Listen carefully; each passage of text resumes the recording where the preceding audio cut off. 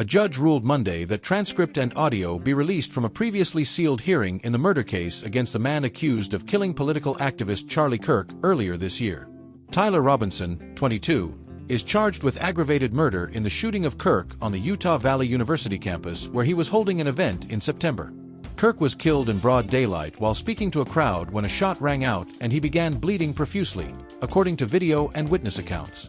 Kirk was in Utah as part of a tour of college campuses with Turning Point USA, a conservative political organization Kirk co-founded.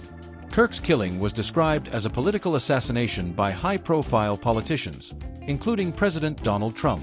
Prosecutors are seeking the death penalty against Robinson, who has not yet entered a plea in his case. Utah District Court Judge Tony Graff said Monday that the court has remained mindful of its duty to balance competing constitutional interests when weighing arguments on whether to release a transcript from a closed-door hearing earlier this year. Graff ultimately ordered the release of the audio and transcript from the October 24 hearing with some limited redactions.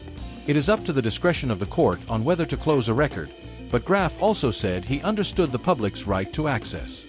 After full consideration of these arguments, the court determined that 246 words, approximately 1 page of the 80-page transcript, should be redacted, Graff ruled. The transcript should be in the court docket by the end of the day, but the audio file of the hearing may take longer, Graff said. A separate hearing is expected to take place on a decision on whether to allow cameras access to Robinson's hearings. Robinson's attorneys want to limit media access to his hearings out of concern that relentless coverage could taint the jury pool. The Utah County Sheriff's Office has also supported limited media access to the courthouse. Attorneys representing media organizations on both local and national levels have argued the First Amendment guarantees it access as the courts do the public's business, in a motion filed to the court earlier this month.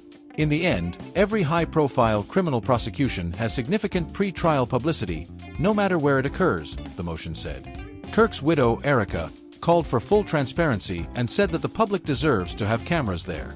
Robinson's attorneys asked the court to consider the realistic likelihood of prejudice against Robinson. The state alleges that Robinson targeted Kirk, a polarizing political activist, for his political views. According to an indictment filed in September, Robinson's family said that he had been increasingly concerned about LGBTQ rights and had texted his roommate that he had enough of his hatred in reference to Kirk. Robinson allegedly implied that he planned to take his own life in a conversation with his father after Kirk's death, but was persuaded to turn himself in to authorities.